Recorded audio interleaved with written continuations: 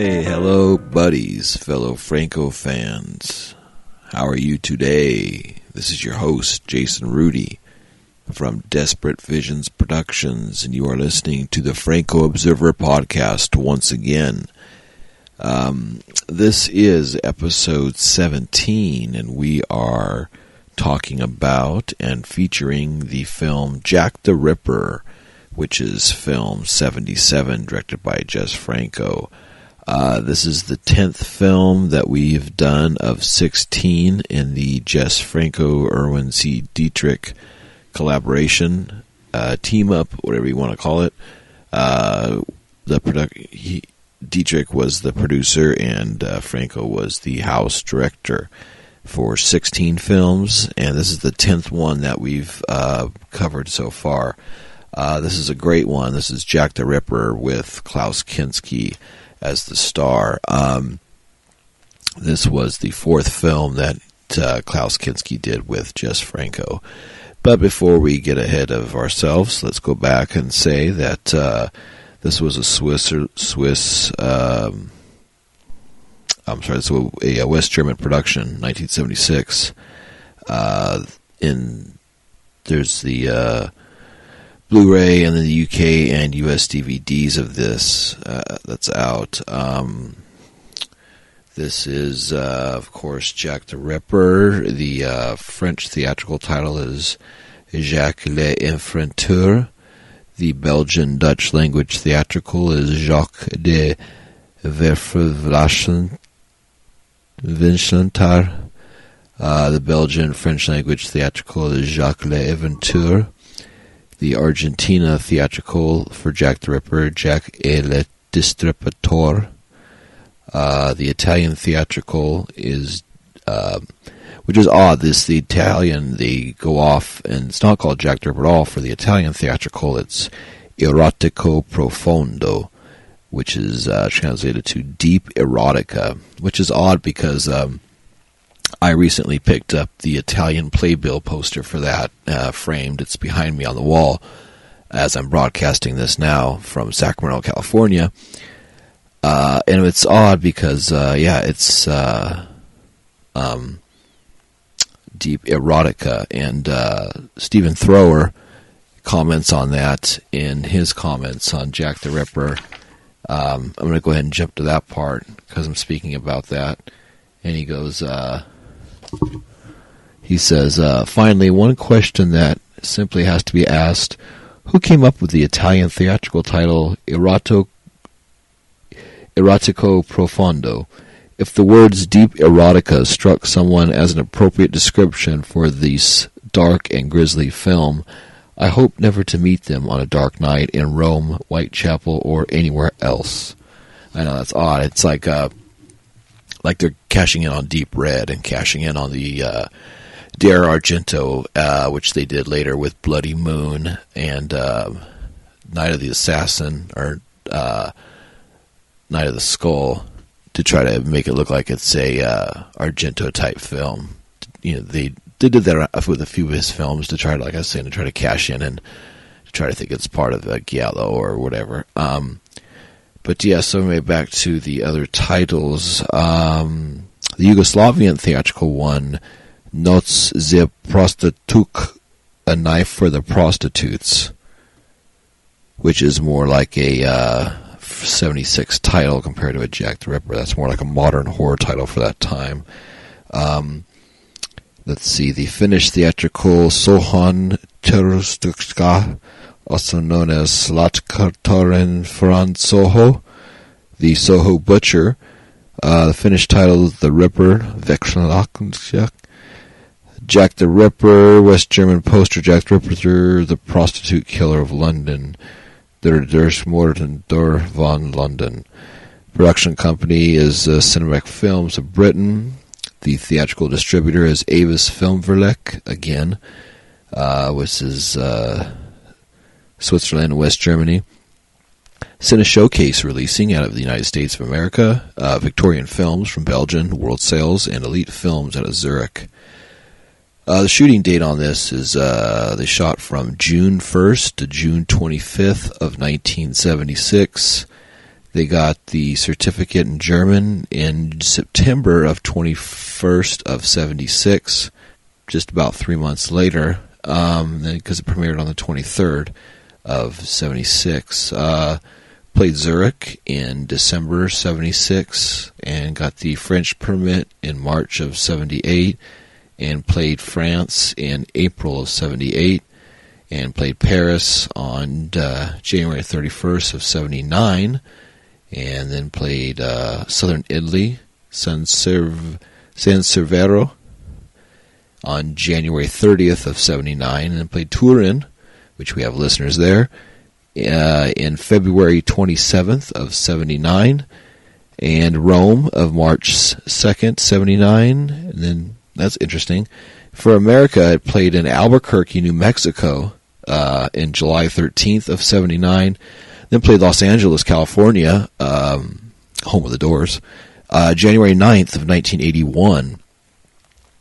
The theatrical running time, Germany is 91 minutes, 5 seconds. The theatrical running time in the United States version is 85 minutes. So it's about 6 minutes shorter. The Blu-ray running time for the Ascot Elite version is the 92-minute version, which I would assume is the German version. Probably in just the translation for time. Let's see, credits on this. We'll go through some of these. Director, of course, Jess Franco. Writer, Jess Franco. Of course, it says writer because it's based off Dr. Orloff. Executive producer, Max Dora. Producer, Erwin C Dietrich. Director of photography, Peter Baumgartner. Production manager, Eduardo A. Stockley, also known as Edward D. Snockning. Location manager, Peter Sporeri. Assistant director is Mark Ricci. Alphonse Singer. Set design, Rolf Engler. Camera assistant, Rudolf Kutel. Makeup, Jacob Peter, Rita Buchart. Editor, Marie-Louise Bucher. German version for sound, Avco Films. Title design. Okay, sound effects, Hans-Walter Kromsky. Karl-Heinz Rieber. Music, Walter Baumgartner, 1976, World Sales Elite Films. Kinski is dubbed by German voice actor Fred Meyer. Yeah, we unfortunately watched the American dubbed version, which is a very bad dubbed version. I've read from this book that they recommend the German dubbed version with American subtitles, or with English subtitles, so that's the preferred version. But the version that you get through Full Moon here, it's the only, it's the cheaper version, and which gets back, I didn't go over that. Yeah, we watched it on the Full Moon DVD as part of the Jess Franco collection. It's usually about $10 or so, or less, if you get a deal, if you buy them all on like Black Friday or something like we did, like I did. Of course, the Royal We. This has, of course, so what it shorts you in the only the English dubbed version, it has extras as introduction by Delirium magazine editor Chris Alexander. It's got a rare deleted scene. It's got Ripping Yarn, Restoring Jack the Ripper, which is about 20 minutes or so. It's got that same audio interview with Jess Franco, which is on about at least 5 or 6 of the 10 of these, with French with English subtitles. And then it's got the original theatrical German trailer on here. So, it's not bad for that. But yeah, if you can afford it and you want to get a better version, get the Ascot Elite Blu-ray, which is about $30 or so. And it's, of course, a Blu-ray copy. So it's a better print, and of course, you get the German version on there, the English version, and a bunch of other things. So, anyway, so back to where we were. Let's see here. Okay, cast on this film. Klaus Kinski plays Dr. Dennis Orloff. So it's really not Jack the Ripper, it's actually Dennis the Ripper, if you think about it. Because he's not called Jack in this film. He's Dennis Orloff, Dr. Dennis Orloff, so it'd be Dennis the Ripper. So, right there, that should tell you, thinking about it, right from the beginning, this isn't Jack the Ripper. It's just Jack the Ripper in name only, and a remake of Dr. Orloff. A lot of people don't catch that right off the bat. Josephine Chaplin is Cynthia. Andreas Mankoff is Inspector Selby. Herbert Fuchs plays Charlie, a fisherman. Lena Romay returns, of course, as Marika Hoffman, a cabaret dancer. Nicola Weiss plays Flora. Ursula von Weiss plays Miss Higgins. Hans Gogler plays Mr. Pritchard, the blind witness, who looks like my friend Bob. Francine Custer plays Sally Brown, the first victim. Olga Gebhard plays Miss Baxter, Orloff's landlady. Angelique Ardance plays Miss Stevens, Marika's mother. And Peter Nusch plays Sergeant Rupert. Regine Eisner plays Blondie. Esther Studer, who's was in the last film we watched, Mondo Erotico, Around the World in 80 Beds. She plays Janine, the second victim, who's also, I believe, the model for the poster art for Jack the Ripper, the woman who's, you see her knees up and her head back toward him, dead. I believe that's her, because the way she's killed in this looks like that pose. Regine Elsner plays Blondie. Laura Lee Boucher plays Maggie, the brothel madam. Michael Lederer plays Collins, the coach driver. Otto Dornbier plays Charlie's friend. Uncredited Walter Baumgartner plays the ballet school pianist. Oh, that's cool. I didn't know that was him. So yeah, Walter Baumgartner, the guy that does all the music for these films, the Dietrich films, and that he's the piano player, kind of the balding guy. Has an interesting shape of his head. When I was watching it, I was noticing him. Like, that guy's has an interesting shape. And he plays the piano while the woman's dancing, and he's talking to her. So, yeah, that's cool. So he's in this, uncredited. Roman Hubert also is cool. He plays the bowler-hatted police sergeant in this. And, let's see, they have that, okay. So basically, the production notes on this... in April 1976, Jess Franco suggested to Erwin C Dietrich a horror film based on the infamous case of Jack the Ripper. It would be set in Victorian London, an undertaking far more ambitious than Dietrich was accustomed to. Franco provided a breakdown of the projected costs and drew up a plan that would have seen him shooting for half a week in London and 3 weeks in the south of France. The project was designed from the start with Klaus Kinski as the leading man, and Franco initially favored Edmund Purdon for the inspector, a role eventually played by Andreas Mankoff.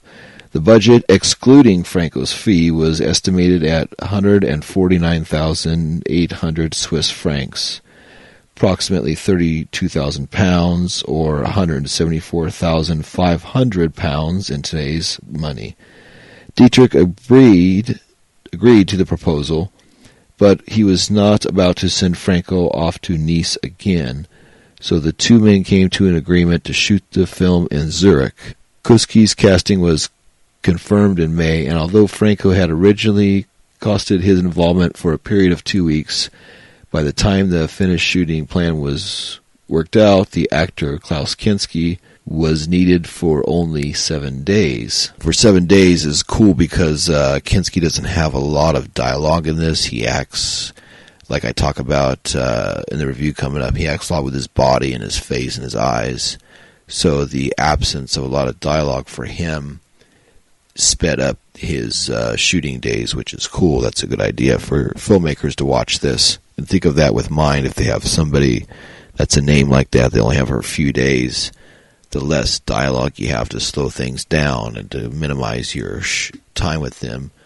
That maximizes your time for not having the dialogue, can add more screen time. So that actually worked in their favor for this.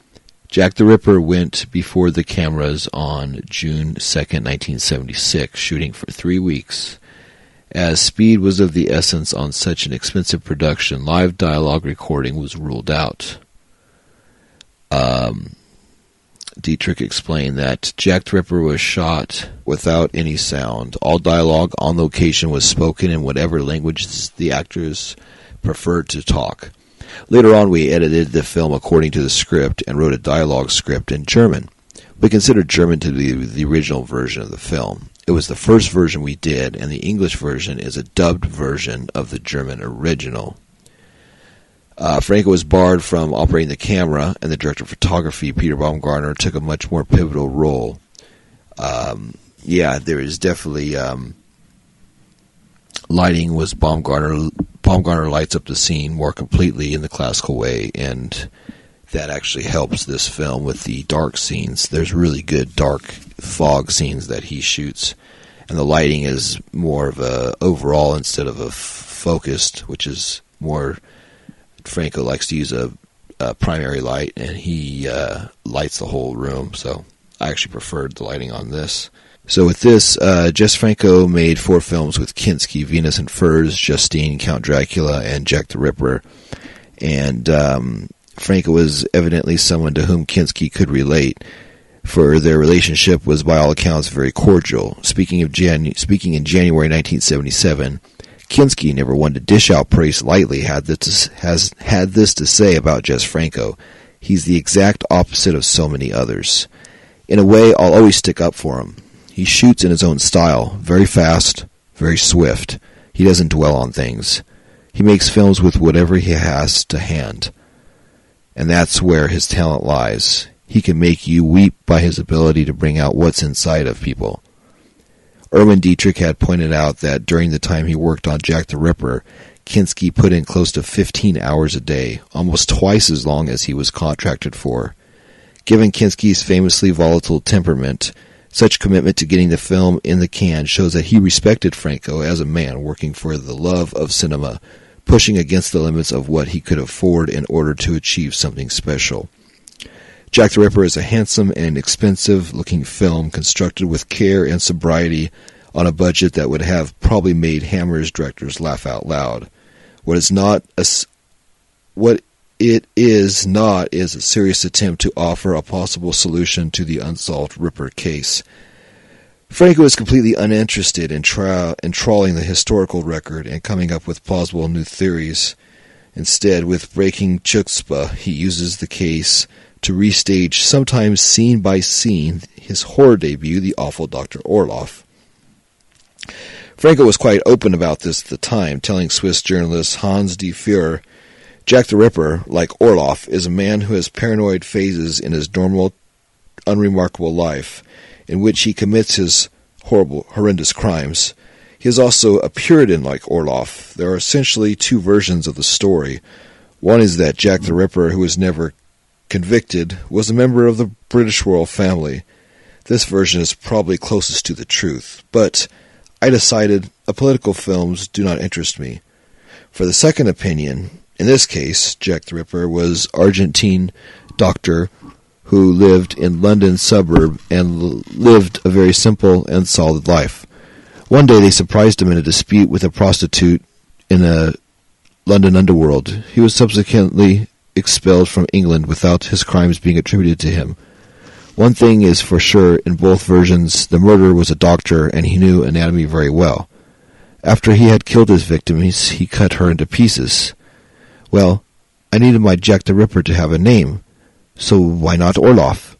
He is my favorite such figure, and I had the opportunity this time to shoot a larger Orloff film. One thing that's very important to me in this film is that I was lucky enough to get the actor Klaus Kinski. I have already made several films with him. He is an actor I admire, and my Orloff is an ideal role for Kinski." And he was upset about the film on its completion. "For the moment, I think it's my best film." It says, and he was upbeat about the film on its completion. "For the moment, I think it's my best film. I had the opportunity to work in a suitable atmosphere, and with more resources and opportunities than usual, and with a great actor. I think Klaus Kinski is one of the great performers in a fantastic film. His personality, his magnetism, his way of playing. I love to work with him. He understands very well how to play a character like Jack the Ripper. For him, it seems to be the easiest thing in the world. If you give him the opportunity to make such a complete person, he is extraordinary. We shot one scene, for example, which in the screenplay was to last under a minute. It shows the loneliness of the prostitute killer in his attic, withdrawn in the study of his medical books, beset by memories of the past. The scene is now 4 minutes, and I'm confident the viewers will not get bored. On the contrary, you will be fascinated.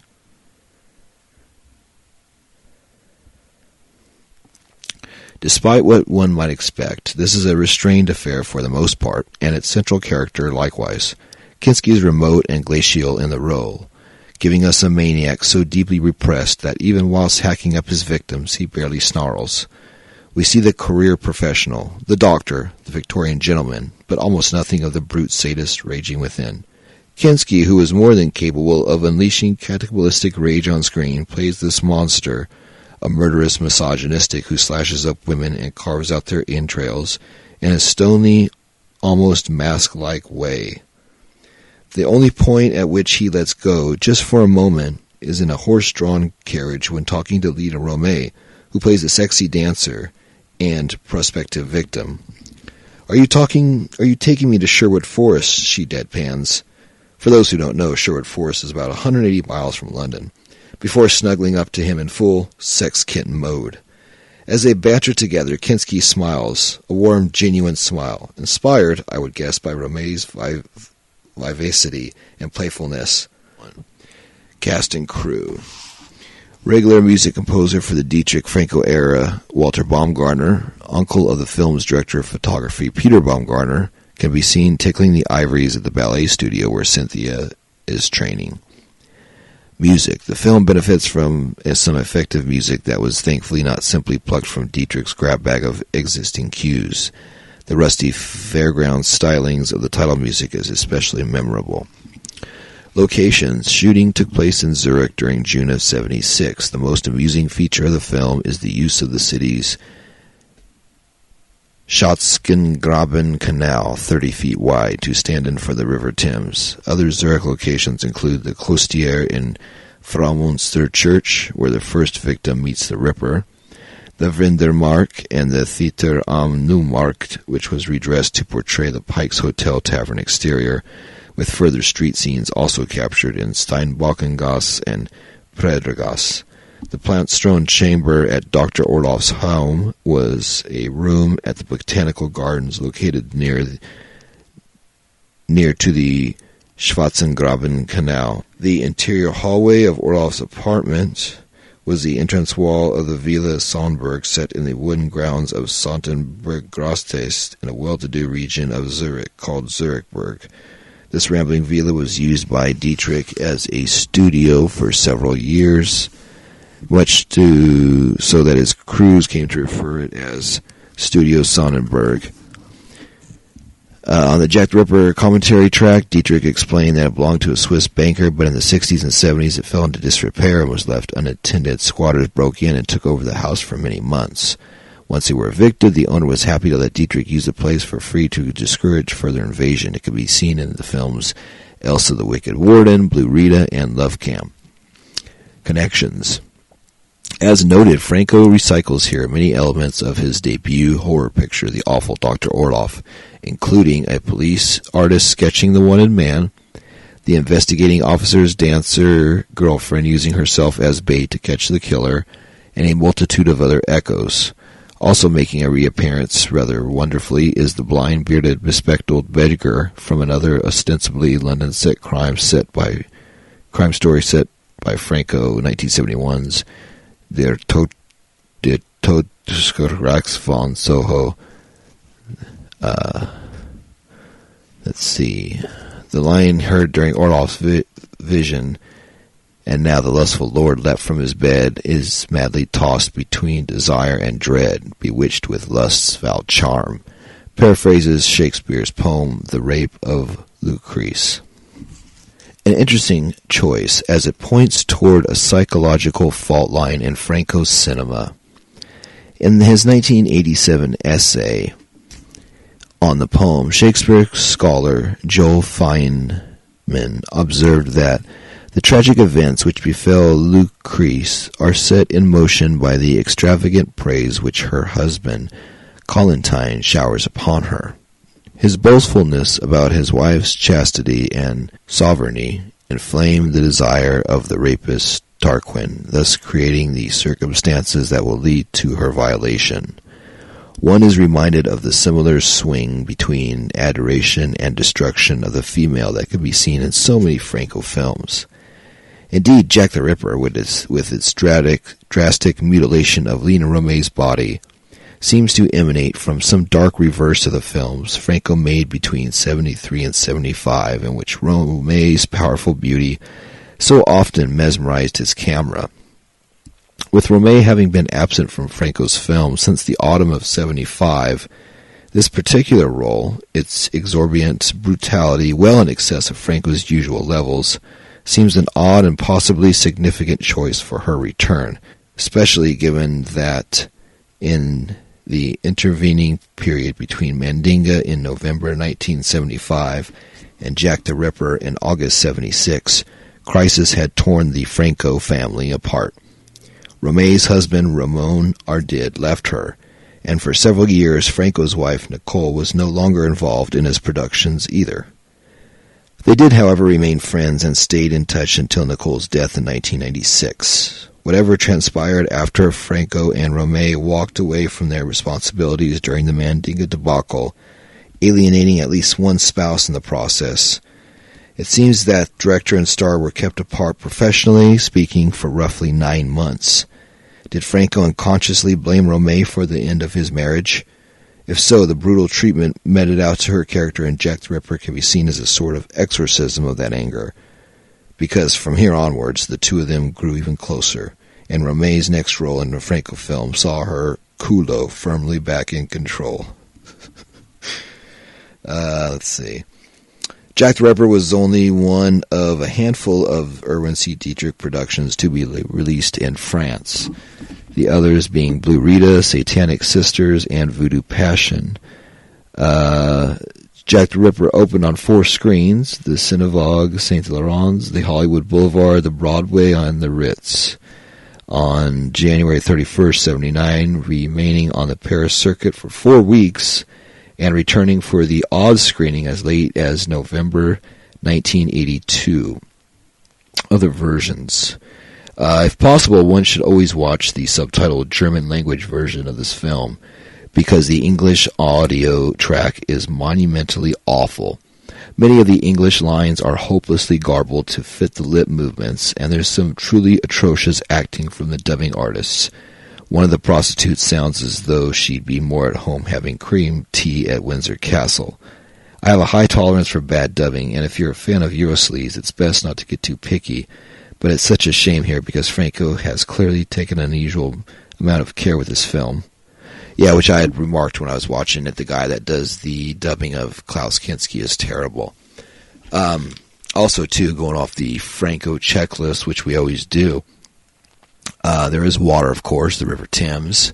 There is a sailboat. There's a boat, or a rowboat woman uses. No sail on it, but there's a boat. Of course, there's dance scenes. There's the cabaret scenes, the dancers. There's clubs. People are watching. There's an audience. There are palm trees inside of Dr. Orloff's room. Plants and everything, where he does the operating, the killing of the cutting up of the victims. He has all these potted plants and such there. So there's that. No sheepskin rug. Don't think there's red lights in this because of the being in the 1888 and that. And no sheepskin rug, no masturbation with C items, and no jungle sound effects in this. But there is the other stuff. So yeah, body of water, boat, dance scene, clubs, palm trees. So we get part of that. I enjoyed it. I liked it. You'll hear that part in the review coming up. I don't know, let's see. You can get this at the Full Moon website, of course, Full Moon Entertainment. You can probably find it, that's the cheapest way. You can find it a little more expensive at Deep Discount or Amazon.com here in America. I would recommend the Ascot Elite if you're going to get a better version. The Blu-ray on that, of course, is the way to go. This is the, but if you're on a budget, the full moon American dubbed one. It's the cheapest way. That's what I got, but I'll probably upgrade eventually and get the blue Ascot. Get the Ascot Elite one, the Blu-ray of that. But I got some other things got to buy first, so that's going to be on the back burner. Our mission statement here, of course, is praise and memory of Jess Franco is why we do this, bringing his name and the titles and films of Jess Franco to new eyes and ears. Always getting new fans, new audience. If you want to reach us, get a hold of us, please reach out to us at francoobserver@yahoo.com. You can find us on Facebook and Instagram. We have pages dedicated to Franco Observer Podcast. Just check us out there at Instagram or Facebook. Please add us. We're always adding new pictures of new DVDs, T-shirts, posters, different Franco items I got. Whenever the podcast comes out, usually on Wednesday mornings early in the AM, we always post them on there. Let everybody know they're out. We might change it to Friday for Franco Fridays, but I might stay with Wednesday. I don't know. That's another thing. Let us know what you guys think. Do you like it on Wednesdays, or do you want it on Fridays, or does it matter to you? As long as you get one a week, sometimes two. So let me know what you think about that. Because, I'm always here. I'm always open to what you want to hear and do, or what you want me to focus on. Please download the show if you don't already. We always love that you listen to it, but if you can also download it, it increases our numbers, gets us a better audience, bigger audience, I should say, not better, because you guys are awesome, and because you're Franco fans, of course.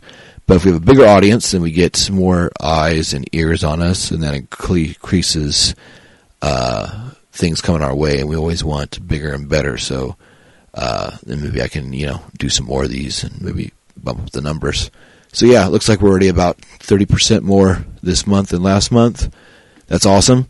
Let's try to make like 50% more the next month, and then maybe like 100% more after that. We want to keep doubling and doubling, Dublin's good. That's what you want. Dublin, Ireland, right there, Dublin. So after this, you're going to have the Jack the Ripper trailer, and then we'll have the review of Jack the Ripper with myself and Eric Whitwell.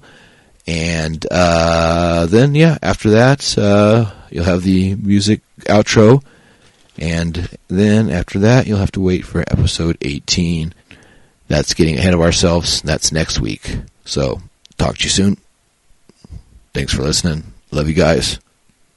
Keep listening. I'll keep broadcasting. Bye-bye.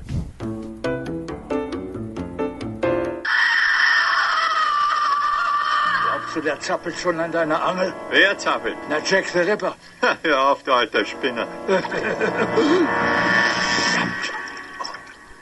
Verdammt, Herr Inspektor, diese Hexe... Beruhigen Sie sich, Madame. Ein Tässchen.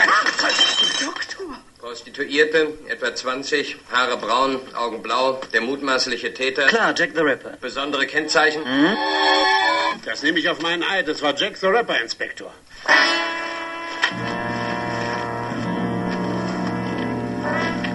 Also bei meinem Augenlicht. Es ist Jack the Ripper gewesen. Jesus, Maria und Josef, schon wieder eine. Achtung, Milord!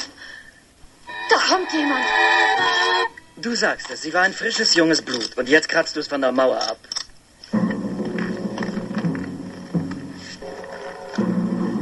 Ah! Wer schreit denn da so?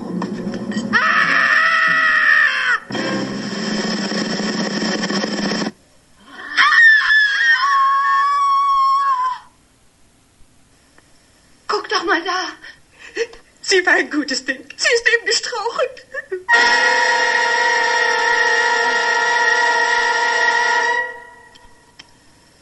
Und 1, und 2, und Dusche. Du bist Jack the Ripper. Nicht wahr?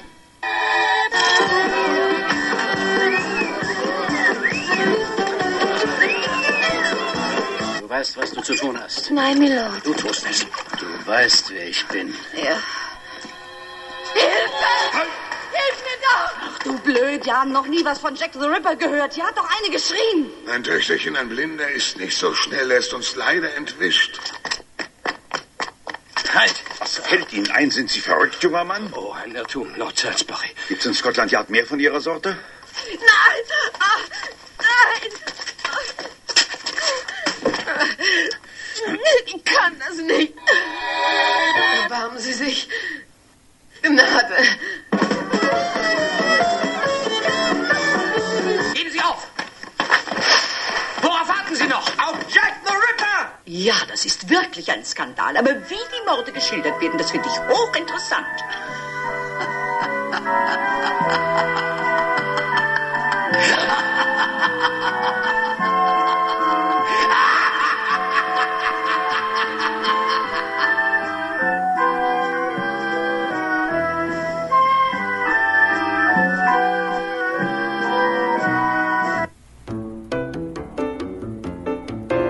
Hey, hello, buddies, and welcome once again to the Franco Observer podcast. I am your host, Jason Rudy, from Desperate Visions Productions, and this is episode 17 of the Franco Observer podcast, where we're doing film 77, Jack the Ripper, with Klaus Kinski.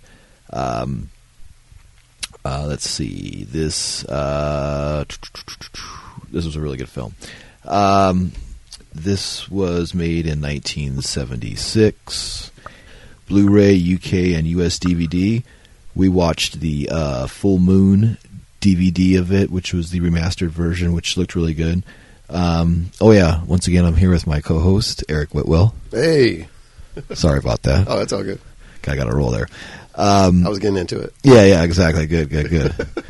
The Italian theatrical, which is Erotico Profondo, which is deep erotica, which is the the playbill poster that I recently got that Eric recently saw. The big one of Jack the Ripper. That's what this is under.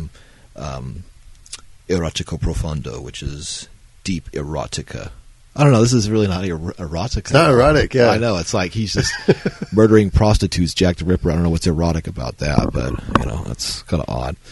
Maybe that's just what they find erotic over there. Yeah, and then also the deep red, because I know they try to do a lot of the Dario Argento stuff too around this time frame. The relabeling of his stuff to kind of cash in on that. So like the deep red and the Profondo Rossi was like the deep red and stuff. So they might be going off of that. One of the favorite titles of this, the Yugoslavian theatrical title, Nož za Prostitutka, which is a knife for the prostitutes, which I guess just gets right to the point. Compared to the last few films, you can definitely see that there's way more distribution for this. You have French, Belgian, Argentina, Italian, Yugoslavian, Finnish, and West German, so it's definitely played way more than the last few films. That's one thing when watching this film, so much that this is so much of more of a film than the last few films, Basically, I'll go through some other technical stuff in the introduction, which we did, but basically shot this in like 3 weeks, from June 1st to about the 25th of 76, is what he shot this in. Yeah, basically in just about a month or less. Shot in about 3 weeks, 24 days, give or take. And then it premiered in September of 76. Like 3 months later. That's a really fast turnaround. Yeah. So they got the certificate issued September 21st of 76, and then it premiered in Germany on September 23rd of 76, and it wrapped in June 25th. So that's really quick editing and turnaround. Let's see. Okay, so there's basically sound in the American and the German version, because on this one they recorded it without any sound. They just used whatever language the actors were comfortable with using, and then they recorded a vocal track in German is the primary track, and then they recorded a English track later on, which is a secondary track. So, and it's weird listening to this because, like doing a podcast, when I go back and editing and listen to it in headphones, you can always tell when somebody's speaking into a microphone or when it's being picked up on a microphone in a room compared to just speaking in a microphone doing dubbing, because you can always hear the tint of the microphone or the normalization of the sound, or where the sound is originating from, like a room or a small area like a dubbing booth. But yeah, it's really apparent on this. And I did not like the actor who dubbed Klaus Kinski. I thought the guy was... It just didn't feel like Klaus Kinski. It was a guy trying to act like Klaus Kinski, and he was really fucking terrible. They should have used Klaus Kinski's original voice and then subtitled him, or I don't know, something. They just should not have dubbed him. Yeah. In this, Klaus Kinski plays Dr. Dennis Orloff, which, of course, is a Jess Franco character, Dr. Orloff. And this film is basically almost a shot-for-shot... Not shot-for-shot. It's a remake of... The Awful Dr. Orloff, one of Franco's early films.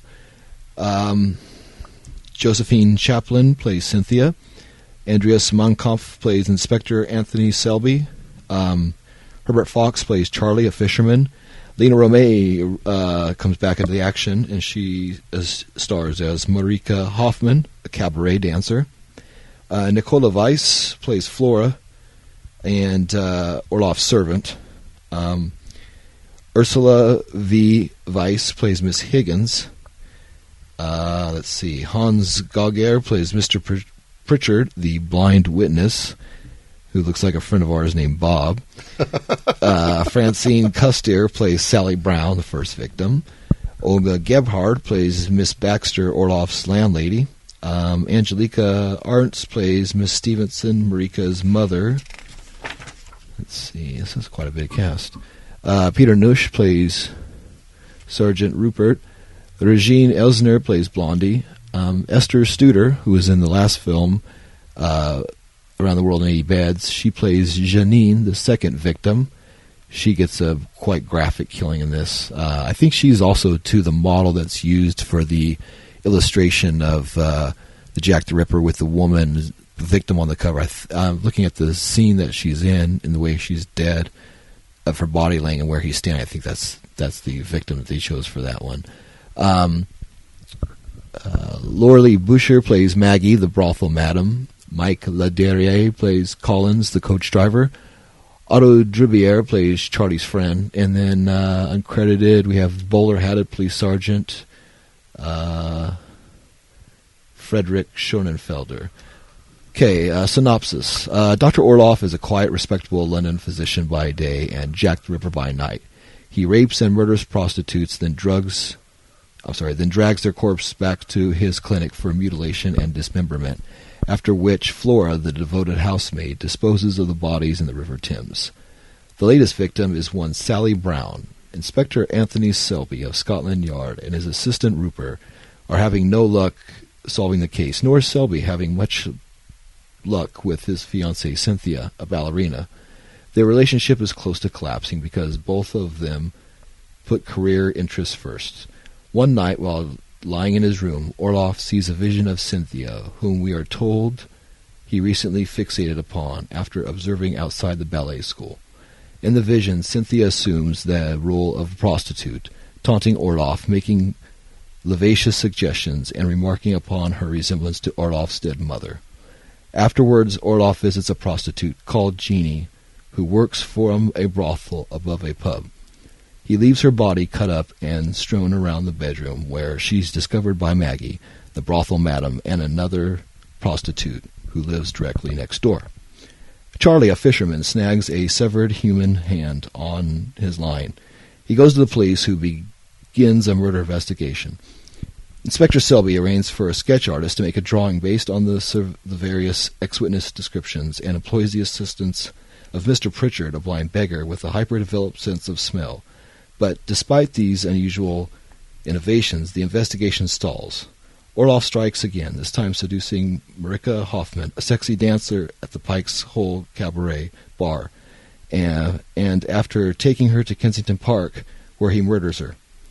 Charlie, the fisherman, figures out that Orloff is responsible after witnessing him acting suspiciously on the riverbank. The unscrupulous fellow decides to try and blackmail Orloff, but instead he becomes his next victim. Determined to help, Cynthia goes undercover as a woman of the night to flesh out the maniac. Instead, she too falls into the killer's clutches. So, Eric, what did you think of the film? Yeah, it was a solid movie. It was really good camera shots, lighting. It was just a really solid movie. Klaus Kinski is awesome. He's always great. It's you could tell this one had budget behind it. It had this was a movie for him to show. Like this was a movie that he was making to show, and it was I thought it was really solid, really good. Yeah, Franco, after making those 3 in-house, he was really itching to get out and stuff, so he pitched this idea to Dietrich, and then he told him, basically Franco pitched this idea to him, told him what it was, what the script was, how he can get it done, the budget, basically gave him everything down and presented it to him like a business proposal, like, here's what it's going to cost, here's everything broken down for you, here, and then he's like, well, shit, and then figured it all out, and the job was already done for him. And as a businessman, he realized he could make money on it, and then he got another person to be a producer, and then they came forward, and that's why he, and he controlled it and everything as well. But that's why that really fast turnaround, and and benefited both parties. Dietrich got a really good film. Franco got to go out and shoot location things. You see quite a bit on cool stuff on this. Is there a body of water in this? Well, the River Thames. Oh, yeah, duh. The River Thames. Yeah, that was the... That's why I always talk about this. Okay, so here's the checklist. Body of water. Check. There's body of water. There's River Thames. Sailboat. Klaus Kinski has a boat that he rows, and the woman rows to dispose of the bodies. So there's your boat. Dance scene. There's a cabaret scene with Lena Romay. The cabaret scene with the dancers. There's ballerina has dances scenes. Yeah. There's, of course, club goers inside there. Palm trees. There's palm trees in Dr. Orloff's operating room deal, which is the greenery or the greenhouse, which he cuts up the bodies and such. He has many potted plants around, which are all palm trees. I don't think there's really no jungle sound effects on this. No, just your phone. Yeah, exactly. Just the phone when I was watching this. There's no sheepskin rug. There's no masturbation with C items in this. Red lights. I don't think they're red lights because this is like 1888 or whatever it was, so there's no red lights in this. Just some cool. Well, there's firelight, but from his stove. But yeah, like Eric said, this is like a really good movie. It's 1976, so yeah, it's like watching a 70s Hammer film kind of to me. I kind of got the vibe off that. They use a lot of the Jack the Ripper tropes. But yeah, if you watch this and with Dr. Orloff, you'll see that it's a lot of the scenes are back to back similar, but this he has a little bit more money and he can go way graphicer with the violence. There's quite a bit of the cutting up of the breasts off the body and the cutting. There's quite a bit of gore in this, and it's well done. Some scenes looked a little hokey, but some were really well done. I thought the really graphic stuff was good. Yeah. Lena Romay, you see her return in this after being absent from like 3 films. She comes in and does this, and then does the Elsa, the Wanda the Wicked Warden, and then disappears again, and then comes back again, and later on, real soon, and then stays forward after that. So it was cool to see her again in this. She looked good and beautiful. Looked healthy. She's so beautiful. And she has a really cool scene with Klaus Kinski, Jack Ripper's character. It's like what you want her to be in it. She's beautiful. She strips in this. She has a really good acting scene with Klaus Kinski, and she lasts a long time. And her part it's a small part, but it's really well done. And she definitely. Oh, and you can see Lena's magic tongue again in this. So you see her tongue with Klaus Kinski's tongue. Well, it's like cause she's so adorable. And like she's so expressive with her eyes, and she has those big doe eyes, and she's so flirty and playful yet innocent, all these things. And then you have her with Klaus Kinski, who's very expressive with his eyes too. Serious, yeah. I mean, that's what Klaus is. Battle of the eyes. Yeah, he's like a William Dafoe in a way. Like he just his eyes and his facial movements is like. Yeah, and Klaus Kinski, watching this compared to the last few, like I was talking to Eric when we were watching this, and it's like. Esther Mogier and Esther Polaire and Eric Falk and all those guys, they're decent actors in that. But if you watch like Klaus Kinski in this, he's like such a fucking good actor, and like he could just sit in a scene and he just automatically just rules the scene of like his body language, and he acts with every part of his body. He'll act with his eyes, and he'll act with his shoulders, and he'll act with his chest, and of course his voice and his manners, and he uses his whole body, and he throws himself in. And I was watching when he grabs the girls, he just grabs them real hard for real and like just throws them over his shoulder, throws them into things and moves, and which is believable because that's what a person would do, and he's a very believable actor. if somebody was attacking somebody, they wouldn't hesitate and pick up the person and care for them. They would grab the person and just grab them like an object, like you're grabbing a bag of money and trying to run, or something like that. You wouldn't like, baby it. You would grab the fucking thing and just go as hard as you could. Yeah. So he's very believable with that. But yeah, so that was really cool. We went through the checklist and did all those of that. So yeah, watching the film, like I said, it's the 77th film he did. Lena Romay, you see her return. Esther Studer, she's was in the last film, and of course she plays the second victim from Dr. Orloff. There's a scene too, which is kind of cool. This one I'm not going to go through a synopsis as much because, like I was saying, you kind of just want to watch this as a regular movie. It's a good 70s horror film, and even if you're not a Jess Franco fan, this is a film that anybody would want to watch because 70s horror. It's well made. It's it fits in with like those type of movies like that. But there's a scene where they're trying to describe the people that saw Jack the Ripper, and you see the one person describing him, and you see the sketch artist, and he's drawing out the person. And then the next person, they're trying to tell who it is, the Jack the Ripper. And this part I thought might be Klaus Kinski, because Klaus Kinski was a really good artist, and he drew himself and drew a lot of cool things. So you see them describing Dr. Orloff / Klaus Kinski, and as the person is drawing the picture, you can really tell that's Klaus Kinski by the drawing, and you only see the artist's hand that's sketching it. You don't see their whole body. So I imagine that was Klaus Kinski uncredited as the artist in that scene drawing himself. Just a basic line drawing of Klaus Kinski, because it definitely popped that drawing of his face. Oh yeah, and everything, yeah. Well, the one where it showed the police officer drawing the second, the guy drawing it, like that was like a stick figure with like kind of a fat face and real basic. Yeah, real basic, terrible. And then all of a sudden, when you don't see the sketch artist in the camera, you just see the arm. It's like this real fluid motions, and it's like he's actually drawing with like charcoal instead of like a pencil, and you know what I mean? Like it's completely different style, Yeah, no, it's funny how like you could tell, and that it was just like on point, and it had a purpose and everything.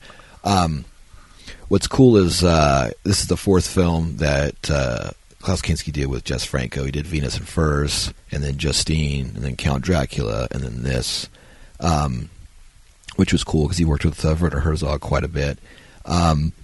And from what I've read, he liked working with Franco. He worked, basically they had him for 2 weeks on this shoot, and they got all of his scenes shot in 1 week, because in this, which is funny because you watch this, it makes sense because he doesn't have a lot of dialogue at first, and he just kind of like looks at people and doesn't say a lot. Yeah. So those scenes would be probably quick to film because he's not going to drop a line. Plus they recorded without sound, and they did all the sound later, so that would be a faster way to shoot. You would spend more time on post-production, and if he's not dubbing his lines, then he could be cut, But he worked long hours with Franco, and I guess he really liked Franco because he could see that Franco worked hard with what he had, and he did have the passion and love for it, so he put his ego aside and worked with Franco and really turned in a good performance in this film and in other films as well for Franco. But I definitely liked him as Jack the Ripper in this. Yeah, so like he shot like 15-hour days or something at night with them, and just definitely knocked it through and gave his all, and that definitely shows in this, and that why that definitely holds off. Let's see, what else we talk about? Yeah, I was talking about the one thing I didn't really like was the dubbing on Klaus Kinski. I mean, other the dubbings are just kind of odd. I don't know. The other dubbing, I guess, was okay. I don't know. The women maybe were. Yeah. Anything that stood out to you besides the Klaus Kinski's dubbing being terrible? Yeah, Klaus Kinski. And besides the tone of the dubbing, I know that. But like, yeah. I mean, all the other ones I think fit okay. The inspector, they were kind of funny. Like the inspector's helper was real feminine. Like so, that was kind of funny. Like just that guy was funny. Yeah, like to hear the police officer talk, but he was like real feminine voice. You know? Talked with a lisp, and it was like, had a very effective speech to him. So that didn't kind of. I don't know if that really fit him so well, but it kind of did. Well, yeah, because you see him kind of flip it and searching through the book and not doing things, and that might have been his attitude or whatever, and that kind of carried through. I could guess, yeah. But it was funny. Even the old beggar was okay and stuff. One thing though I noticed about this that I made a point to make note about was the nudity in this. The last few Franco films you watch, a lot of Franco films, you see the nudity through pleasurable circumstances. The girls getting naked on their own will, or being naked and dancing, or having fun, or just being nude. And in this, a lot of the nudity comes from the ripping of the clothes by Jack the Ripper to see the nudity, which is kind of a vast difference to the other films, where on this you see violence through violent actions, or nudity through violent actions compared to pleasurable things in other films. So, what did you think about that when you saw that? Well, yeah, seeing that difference. Yeah, in this film, sex was a violent act. Right. Like even in the very beginning, when a drunk guy's talking to a prostitute, and he says, I want to make love to you, or something like that. Whispers like, I want to make love to you in this place. And she's like, get out of here. You can't even pay me enough to do that. Like, go away from me. So even like just this guy who's not Jack the Ripper, his suggestion of sex was a violent act to her. You know what I mean? So sex was violence in this one. Whereas, yeah, and it was like every woman in the film was there to basically provide sex or was an entertainer. And even like the Jack the Ripper character, who, like, this is comparable to other Jack the Ripper films where Jack the Ripper always lived in a room inside of a home with other people, and there's always a landlady that would be at the base of the stairway and always greet him upon entering and kind of want to get in his business. And Jack the Ripper always wanted to be by himself and come and go up to his room and lock it all the time. And this woman as well kept trying to offer sex to him. Notice that he was by himself. I'm like, what are you doing by yourself? And he just wanted to do his thing, which is funny too, because you're saying that, and then the one older lady who gets questioned, she's asking the guy, well, why are you by yourself? Why aren't you married? And he turns it on her, well, why aren't you married? Back to her, which is funny. So that's always the thing, is they're always questioning that, like, you're single, why? Or you should be, with somebody doing something, Yeah. Which is with this whole thing. So it's funny, because and the woman undercover at the end playing a prostitute, the guy goes, oh, it's your first time, huh? Or you're new at this, and she's going undercover to try to flesh out Jack the Ripper. And so, yeah, it's funny on this. Everybody, like, has the role, and they're playing it back then, Yeah. But, so this was a really good film. Definitely after the last three films, it's cool to see a film, with a plot structure, really good acting, exterior locations, nice soundtrack, great cinematography. Oh, yeah. All the checklist of stuff we like to see. You could definitely see the spirit that was missing in those last three films. It started off... Yeah. It started off like a good movie. Like, the opening credits, it had the whole scene of the prostitute walking up this narrow alley. Yeah, good call. And then it cuts to her walking up the street, which he uses a lot in that film, this scene. But just to start it off right off the bat, I'm like, wow, okay, that's a dope camera angle. That's a very well lit, centered shot. And it was the perfect length for the credits. And it just, it started off like immediately, like, okay, you're like, this is a much higher quality film. Yeah, and also, too, like he was saying, I mean, in the last three films, like Esther Mosier and that, you had people that were good actors that saved the movie. But in this, when the energy all around, the actors, of course, and the crew, and just the energy of the production is so much lighter and quicker, you could just see it in the film of everybody's having a good time. And that people always say that about my films, like, wow, it looks like you guys are always having a good time. And that definitely always comes across on film. And to see this, that definitely raises it more. It seems like when people are into it and doing their best, it definitely comes across on all parts of it, editing, all the way to acting, all the way through, Oh, yeah. Yeah, there's one shot when they first introduced the ballerina, and it's in the ballet studio, and you have the guy with the piano. Oh, more dancing. Yeah. But there's a shot that's where he loves to do those shots in the mirror. He loves to do mirror shots. And so this was like a big round mirror that was towards the top, the roof. Right. And but it was it flowed so well with the angles of the circular of the doorway and the colors and just that's at the ballet studio right there. Yeah, it was a really beautiful shot. I remember you had commented on that. You're like, wow, look at the architecture of the top of the room and the way the mirrors are and everything. Yeah, it definitely has a really nice tone through that. You're like, okay, all right, Franco, all right, man, you got some skills. It's really good. You got a good eye. Yeah, no, this is good. And Klaus Kinski, I was really happy to see him and just to see his performance in this, because of course I knew he was in this and stuff, but I wanted to see how he brought it and how he acted and I was really, really happy with that. So yeah, Klaus just plays crazy people. Like he just like even in the first film that we watched, the Dracula, Count Dracula, yeah. Like I mean, I'm glad Klaus Kinski was more in this than he was in that. But yeah, so I liked him in this a lot more than I did in Count Dracula myself. Oh, yeah. I thought I liked this role a lot better. Oh yeah, absolutely. It was more of a role. That one he just had a true. few scenes where he just got real crazy. Yeah, and smeared stuff. Ate flies and shit. Yeah. Yeah. But yeah, no, he definitely is good in this. Is there any other notes or anything that you want to bring up that you're thinking about? No, it's just I thought I really liked the special effects in it. There's a scene where he's removing a lesion from this guy. Oh yeah, the opening scene where he's the doctor. Yeah, and I was like, that's cool. That was actually a cool effect. Like I mean, yeah. Simple, but it was effective and cool. You know? There was a lot of cool gore, like cutting off things, like he was talking about. There's a lot of cool practical effects.